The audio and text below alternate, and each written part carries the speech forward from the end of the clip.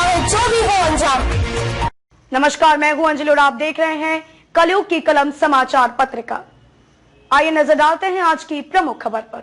बड़ा मलहरा उपचुनाव के मतों की गिनती नंबर 1 स्कूल में भारी पुलिस बल के बीच संपन्न हुई। सुबह से ही मतगणना का काम शुरू हो गया। पहले ही गांव से ही भाजपा के प्रत्याशी प्रद्युमन सिंह लोधी ने बढ़त बनाना शुरू कर दिया। 23 राउंड की गिनती के बाद बीजेपी के प्रत्याशी प्रद्युमन सिंह लोधी ने 17,567 मतों से जीत दर्ज की। बीजेपी के प्रद्युमन सिंह लोधी को कुल 67,532 मत मिले, जबकि कांग्रेस प्रत्याशी रामसिया भारती को 49,965 मत मिले। चुनाव जीतने के बाद प्रद्युमन सिंह लोधी को जीत का प्रमाण पत्र दिया गया।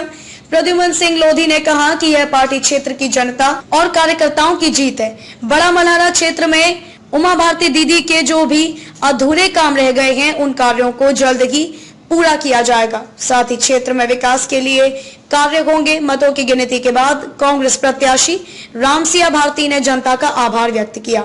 छतरपुर से ब्यूरो चीफ राजकुमार सेन की खास रिपोर्ट। सभी पार्टी के पूरे पदाधिकारियों का, कार्यकर्ताओं का बहुत अटूट सहयोग रहा है। जनता जनार्दन ने जो भारतीय जनता पार्टी पर विश्वास जताया है, मैं अपनी ओर से और पार्टी की ओर से बड़ा मलहरा की समस्त देवतुल्य जनता जनार्दन को मैं शुभकामनाएं और बधाई देता हूं। और इसलिए भी क्योंकि उन्होंने विकास की राह चुनी है और आने वाले समय में मलहरा विधानसभा में बहुत तेज गति से विकास किया जाएगा। किसका सबसे बड़ा सहयोग रहा आपकी? कार्यकर्ता मूल है भारतीय जनता पार्टी में, परंतु जिस दिन से आपने देखा होगा मैं संक्रमित हुआ था, उस दिन से पूरे कार्यकर्ताओं ने जो बीड़ा उठाया। और उस दौरान एक और बड़ी बात, आदरणीय उमाश्री भारती जी भी उस दिन उनका दौरा हुआ और वो एक टर्निंग पॉइंट था। और उसके बाद जो हमारा भारतीय जनता पार्टी ने जो आगे काम किया, गेन किया और कार्यकर्ताओं में जो ऊर्जा आई, फिर वो ऊर्जा कम नहीं हुई। कार्यकर्ता पूरी जोश खरोश के साथ दीदी ने जो मंत्र फूंका, पूरी ताकत के साथ लग गए। संक्रमित होने के बाद क्या उम्मीद नजर आ रही थी? इस तरीके की जो अभी हुआ है, जिस तरीके से खुले हैं जी, क्या लगता है ऐसा लग होना था? अब निश्चित रूप से अब कार्यकर्ताओं की मेहनत तो थी, कार्यकर्ता पूरी ताकत से मेहनत तो कर रहे थे, परंतु भारतीय जनता पार्टी में प्रत्याशी का होना ना होना बहुत महत्वपूर्ण नहीं है। संगठन यहाँ काम करता है और संगठन ही चुनाव लड़ता है।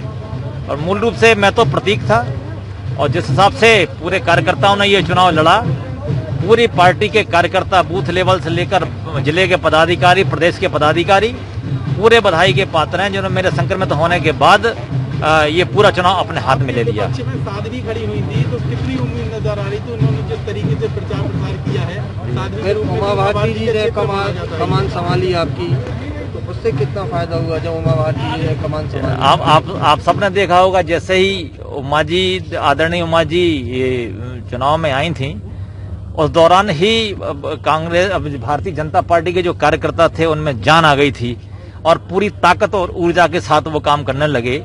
और 2 दिन में आप सभी हमारे पत्रकार साथियों ने देखा होगा, पूरी ताकत के साथ हमारे कार्यकर्ताओं ने काम किया। क्या और बड़ा मलहरा की जीत उमा जी की जीत है?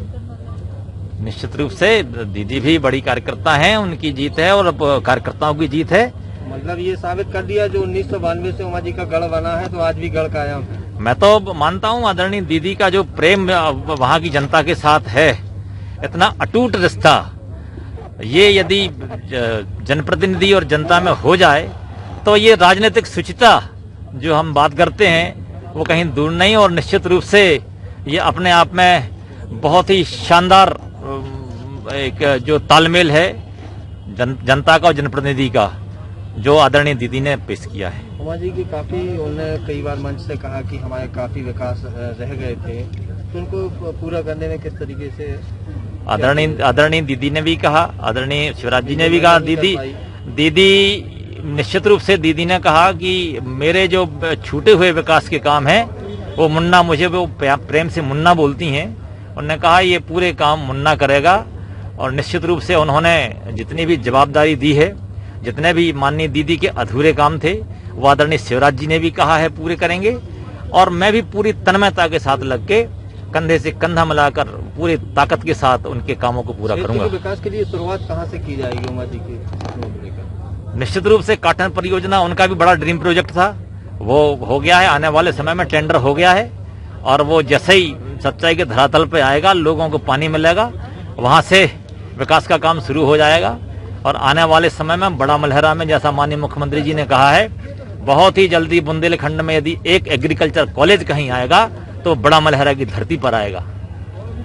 खबरों में अब तक के लिए बस इतना ही। मिलते हैं फिर किसी खास खबर के साथ, तब तक के लिए नमस्कार। सरपंच बबली कोल और सचिव सुशील कुमार बर्मन, ग्राम पंचायत रामपुर बरेली, जनपद पंचायत ढीमरखेड़ा, जिला कटनी के समस्त पंचगणों की ओर से समस्त देशवासियों को दीपावली एवं धनतेरस की हार्दिक शुभकामनाएं। सरपंच रतन यादव, ग्राम पंचायत खमरिया, जनपद पंचायत ढीमरखेड़ा, जिला कटनी के समस्त पंचगणों की ओर से समस्त देशवासियों को दीपावली एवं धनतेरस की हार्दिक शुभकामनाएं। श्रीमती कांता मिश्रा, आशा कार्यकर्ता, स्वास्थ्य विभाग उमरियापान की ओर से दीपावली एवं धनतेरस की सभी देशवासियों को हार्दिक शुभकामनाएं।